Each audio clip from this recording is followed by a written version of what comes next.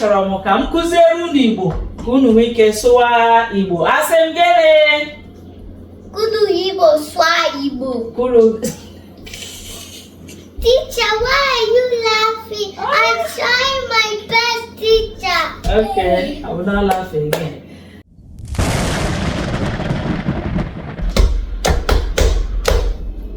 Ndewo, onye nkụzi anyị. Ndewo. Kedu ka unu mere? Ọ dị mma. Ọ dị mma. Gịnị bụ aha gị? Aha m bụ Bete Ọlaedo. Gịnị bụ aha nwanne gị nwoke? Aha ya bụ Goldi. Ị dị afọ ole? Adị m afọ 7. Nwanne gị nwoke ọ dị afọ ole? Ọ dị afọ 4. Ọ dị afọ 4. Ọ dị afọ 4. Okay, n'ụbọchị nke taa anyị ga-amụ Igbo language. Asị m na anyị ga-amụ gịnị? Igbo language. Asị m na anyị ga-amụ gịnị? Igbo language. Gịnị bụ deeti taa? June 4, 204. 2024. 2024. Okay. So, Do we have to write what's on the board? Sit down, go. Okay, pay attention. Asị m gịnị? Gee ntị. Asị m gịnị? Genti. Asị m gịnị? N'ụbọchị nke taa anyị ga-amụ mkpụrụ okwu Igbo. Asị m gịnị? Mkpụrụ Igbo. Mkpụrụ okwu Igbo. Mkpụrụ Igbo. Mkpụrụ okwu Igbo. Mkpụrụ okwu Igbo. Mkpụrụ Igbo. Anyị ga-amụ 1 to 20 maka na unu echefuchala ya. Akwa ya? Ọwụ ya ka ọwụ ya?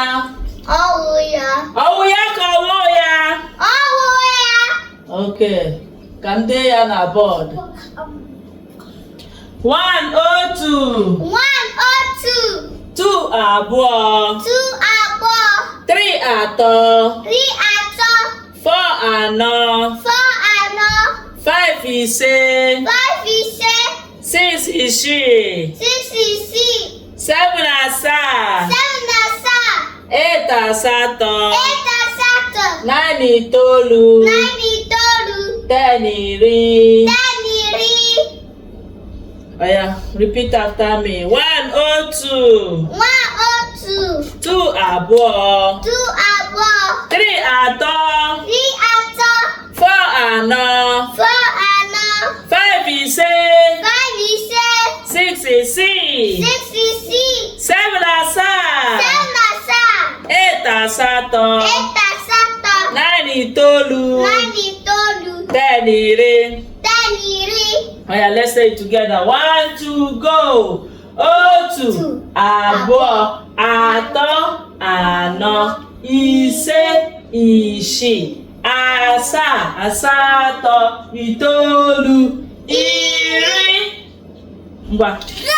Can you say that? Yes. Oya, 1, 2, go. 102. 2 abụọ. 3 atọ. 4 anọ. 5 ise. 6 isii. 7 asaa.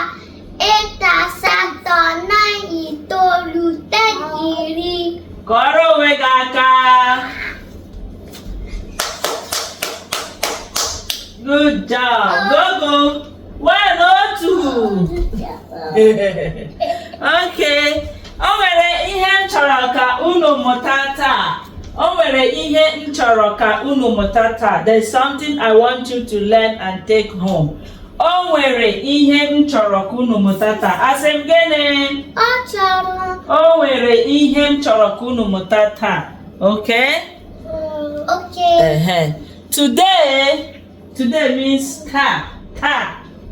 Taa means today, okay? O nwere ihe m chọrọ ka unu mụta taa. O nwere ihe m chọrọ ka unu mụta taa. N'ụbọchị nke taa, achọrọ m ka unu mụta otu mkpụrụ okwu Igbo nke unu ga-eji na-ekwu okwu. Achọrọ m ka m kụziere unu Igbo ka unu nwee ike sụwa Igbo. Asị m gịnị? Kudu Igbo sụọ Igbo. Kulu. Teacher, why are you laughing? I'm trying my best, teacher. Okay, I will not laugh again. Say, aha m bụ Bete Ọlaedo. Kwuo ya. Aha m bụ Bete Ọlaedo. Adị m afọ 7. Adị m afọ 7. Abụ m onye Saskatchewan, Canada. Abụ m onye Saskatchewan, Canada. Nne m bụ onye Igbo. Nne m bụ onye Igbo. Nna m bụ onye ọcha. Nna m bụ ọcha. Nna m bụ onye ọcha. Nna m bụ ọcha. Anyị ga na-asụ Igbo na klaasị. Ị nụrụ ihe m kwuru? Anyị ga na-asụkwa Bekee, no more English. Anyị ga na-asụ gịnị? Igbo. Anyị ga na-asụ gịnị? Igbo. Teacher wụ gịnị? Onye nkụzi anyị. School wụ gịnị? Ụlọ akwụkwọ. Man or boy wụ gịnị? Nwoke. Nwoke. Woman or girl wụ gịnị? Nwanyị. Nwanyị. Nwoke na nwanyị. Godin bụ nwoke, Bethel bụ nwanyị. Onye nkụzi anyị, is it every word they write we put on? No, I'm just teaching you. Ana m akụziri unu, okay? So I am going to teach you a song in Igbo. After school, you sing that song, okay? Okay. Anyị agbasago akwụkwọ. Anyị agbasago akwụkwọ. Ekele dịrị ndị nkụzi kụziri anyị akwụkwọ. Anyị agbasago. It means school is over. School is done. And we are thanking our teachers for teaching us today, okay? Anyị agbasago akwụkwọ. Anyị agbasago akwụkwọ. Ekele dịrị ndị nkụzi kụziri anyị akwụkwọ. Okay, we are going to stop here today. Anyị ga-akwụsị ebe a taa. Echi anyị amụọ ihe ọzọ, okay? Anyị ga-amụgide ya every day until anyị asụwa Igbo. Asị m gịnị? Anyị ga-amụ ya ụbọchị niile. Before gị mara ihe na-emenụ, anyị asụwa Igbo. Ọ gịnị? Ụbọchị niile means every day. Ụbọchị niile, it means every day. Asị m gịnị? Every day. Means what? Ụbọchị niile, okay? Ụbọchị niile. Anyị agbasago akwụkwọ. Anyị agbasago akwụkwọ. Ekele dịrị ndị nkụzi kụziri anyị akwụkwọ. Ekele dịrị ndị nkụzi kụziri anyị akwụkwọ. Gịnị bụ teacher?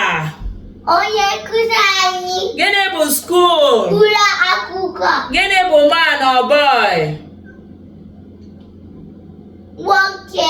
Gịnị bụ woman or girl? Nwanyị. Good job. Yay! Teacher, you're the best.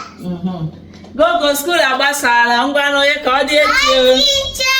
Bye. Bye, see you tomorrow. No, don't pause it. Bye, teacher. We're going to leave. Go home. School is over. Okay, let's go home.